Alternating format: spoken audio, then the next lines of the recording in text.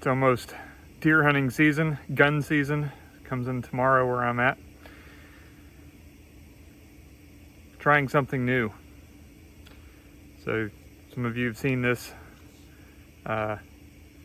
tool shown in the video Resolve, and I explain a little bit more about the configuration of this tool.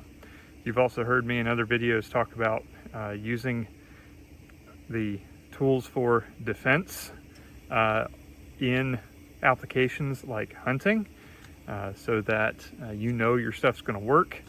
You get practice on it. Knowing that stuff's going to work is important in multiple layers, and I'm just going to go through real quick a few things. This is a non-day device. I'm not going to go into any of the details. I know some of you are going to pick on me for using one of these kind of mounts that goes in this carry handle. The reason I'm trying this setup is because I can co-witness the sights, so I can still use my iron sights. I can easily take this off. I know there's other quick detach mounts and all that kind of stuff. This is for just practicality. It's also cost effective, so we're giving this a shot. This whole setup is it's not what most hunters are using, and I'm doing this for a very particular reason.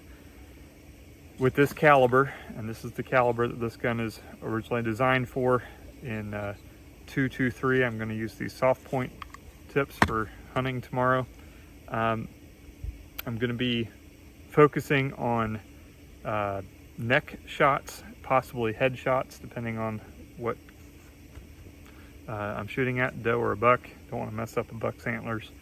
I'm hoping to get one drop shots, and I'm hoping to get very minimal meat spoilage. So I'm not going to shoot heart lung shots. I want to actually harvest animal. I can use the heart for food. We might try a lung shot at some point, especially if it's close in. But the other thought on this is, a neck or a headshot. There's a philosophy with that if you hit it, it's dead. If you don't hit it, you know you missed it. Because sometimes when you make a boiler room shot that's a heart or a lung shot, sometimes you just don't know, especially with these lighter calibers. And I want to know that I'm making that shot. So I'm going to take one more shot here. I'll walk you down to the target. With this kind of device up here, I'm actually shooting at a piece of foil so that it shows up during the day, and we'll see how it goes. Mosquitoes are eating me alive out here.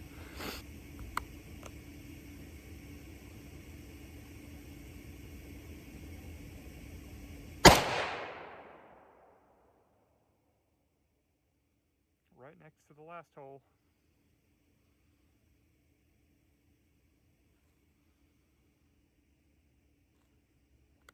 I can live with that. I'll walk you down to the target. Guess I gotta keep the phone this way.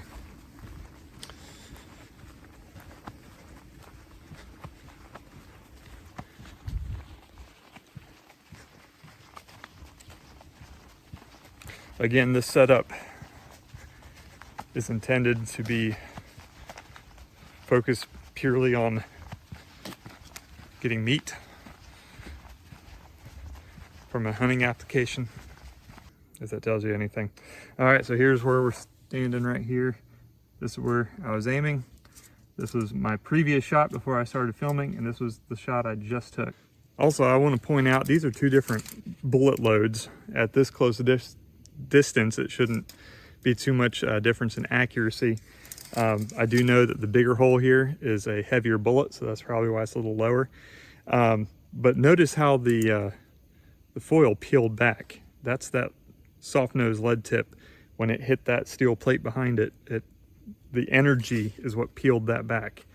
The shot up here, running out of hands, the smaller hole was made with a hollow point, and I think it was that one's definitely a lighter weight bullet and is traveling a little bit faster.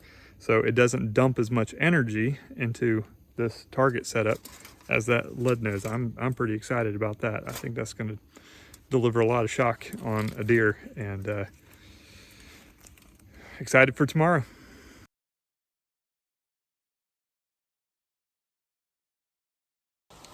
Well, hey, I want to go ahead and catch you up on what just happened opening day of hunting season and the day after. So got out first light because I'm using this non-day optic device. I wanted to make sure I was being as legal as possible, and made sure that as soon as it was legal daylight, legal shooting light, 30 minutes before sunrise, that's when I began to scan the wood line, and I saw a large silhouette of a deer about 200 yards away, and I believe it was a buck, but in the short amount of time I had to see this deer, I could have shot it. I had enough time to do that, but the hunting land I was at, we have a rule, it's got to be an 8-point or better, and I couldn't make out through this device the antlers, and so could have been a doe, not sure, but I opted not to take the shot. So the next day, went back out, and it was towards the evening. I was checking 2 fields on this one property, and I was looking at one field with my back to the other field, and sure enough, a doe stepped out in the field behind me and pegged me, and I turned around, just kind of pivoted around and aimed, and I had just a few seconds to make the decision to shoot. Now, I said in my earlier part of the video that I was going to try to do a neck shot or a head shot, and I decided in that split second not to make that shot because the deer was near a ridge, and if I missed the head or the neck, the bullet could have kept traveling down through the woods about a half mile to a mile before there was anything, you know, for that bullet to intersect with. So I think I would have been okay, but I wanted to play it safe. I just wasn't comfortable. I know that the deer's body was below the horizon line of the ridge, and so I quickly put the bead right on the front shoulder. The deer was angling towards me, so kind of on the front shoulder,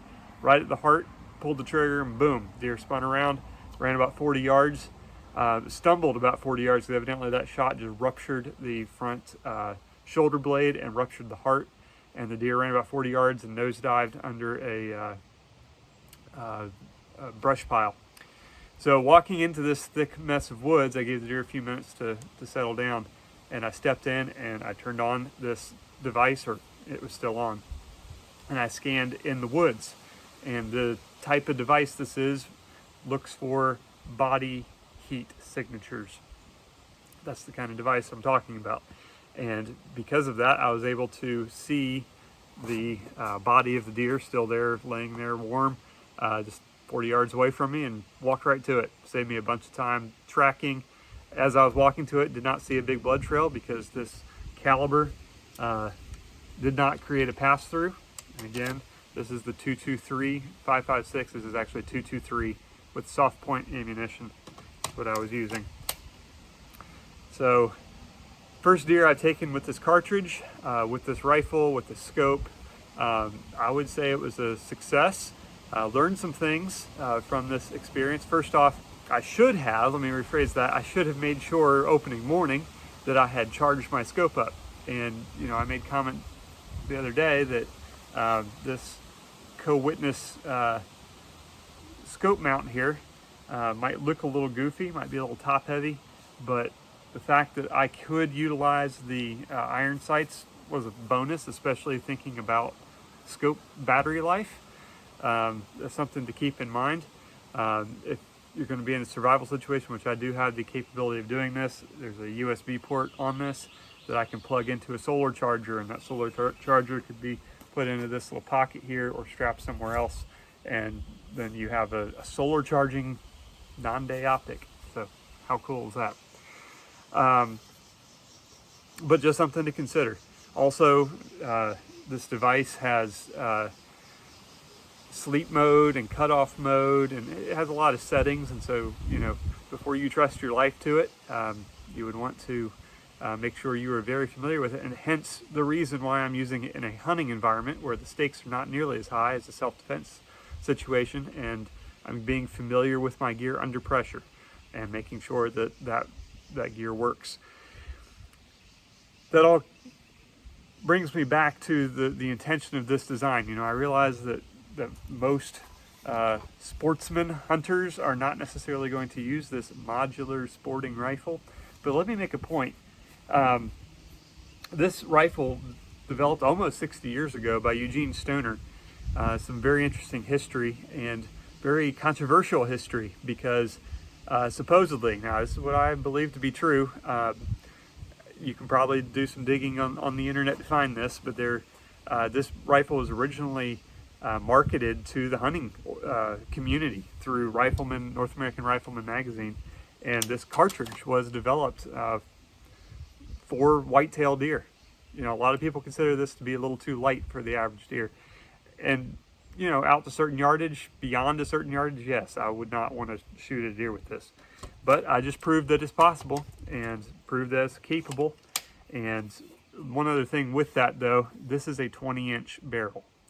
And this 20-inch barrel is going to generate very high velocities, possibly in excess of 3,000 feet per second, especially with the 5.56 ammunition. And when you go past that barrier, you have a shock value. You also have a penetration value that's different than a 16-inch barrel. So just because you see me do this with a 20-inch barrel and .223 ammo doesn't mean that your carbine is going to have the exact same with a 16-inch barrel. It's going to have the same effectiveness. So keep that in mind, please.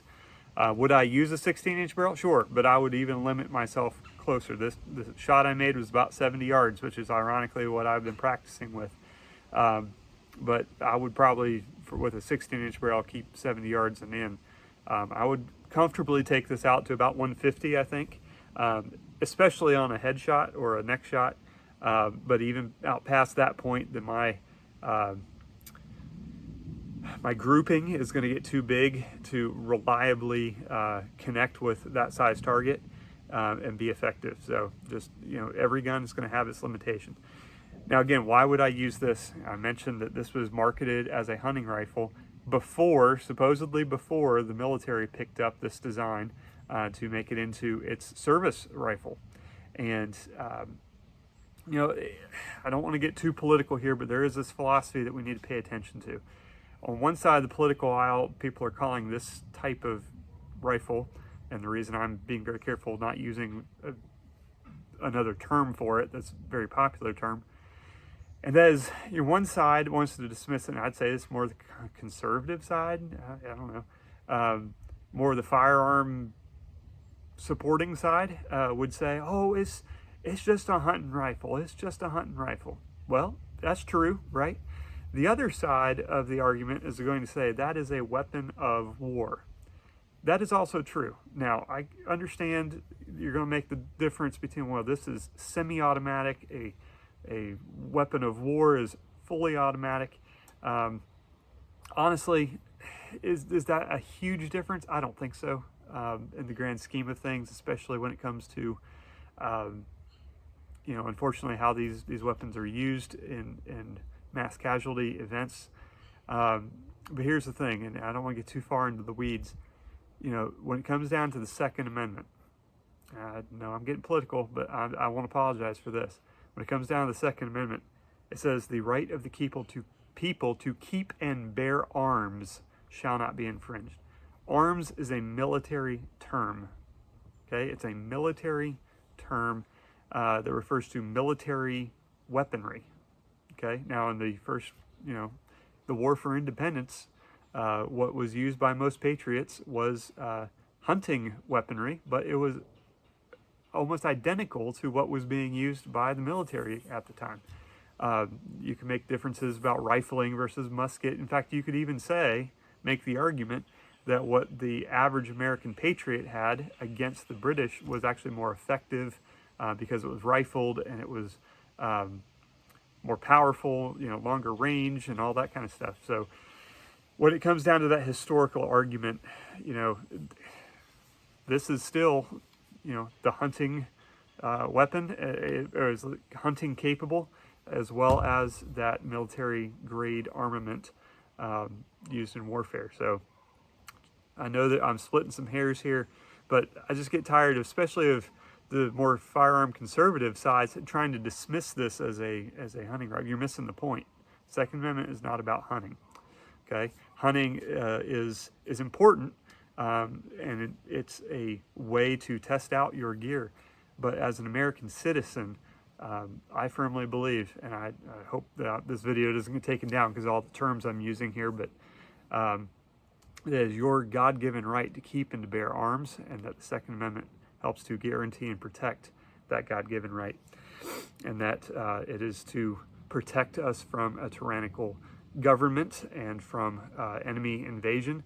And you, as an American citizen, are a part of the government of America. We, the people of the United States. Again, don't want to go too far down in the weeds with that, but I know some people are going to look at this and go, why are you hunting with all that? Well, I'm just practicing, and it's effective. I just proved that.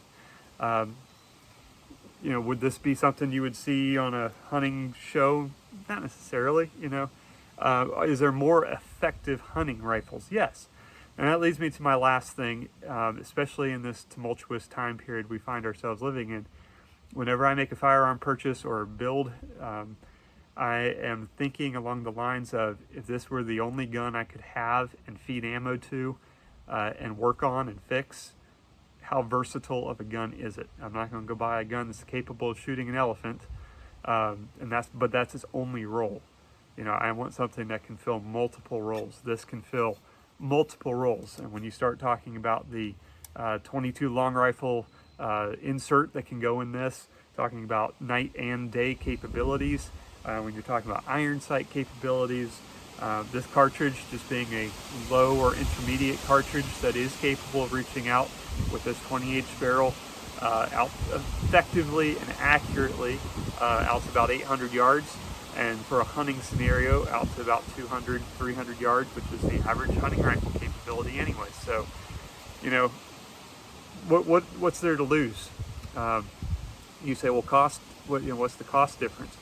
You know, this rifle I put together for about the same cost as your average hunting bolt-action gun. Now, I say average. You know, if you go to your local Walmart and get a hunting rifle off the shelf, you might spend about 500 bucks. This rifle has more than that in it. But, you know, depending on your price range and what you're willing to get, you know, you could get something comparable for still around that $500 mark. If you know what you're doing, you're shopping the right places, and you're willing to do some building perhaps as well. I hope I covered everything. We might have a part 2 to this. This non-day optic device does have the capability of filming, and unfortunately in the hurried turn and shoot, I didn't hit the record button, so I didn't capture the video of the shot, but maybe I'll do that in the future and put a little video on. Is this going to be my only firearm to hunt with this year? No, not necessarily. I'm going to keep using it just for the fun of it. But like I said at the beginning, not being able to identify buck versus doe effectively, especially at longer ranges, that is going to inhibit where I can use this rifle. Now, I would love to look at it. I'm curious to know if the deer antler is going to have some warmth to it that's going to show up. So we'll see. Maybe I'll have an update on that. I just don't have any real world experience with that. I'll stop rambling. I did want to get this video out early enough that maybe it would benefit some of you out there getting ready for hunting season or in the middle of hunting season. Maybe you want to spice some things up and still be effective and get some practice in on something that has real world implications. And feel free to drop me an email through this channel. And happy hunting. And I'm trying to get a good slogan going. I used it in the last video, so I can't copyright this. I'm sure it's used many other places. But hope for the best, prepare for the worst. Take care.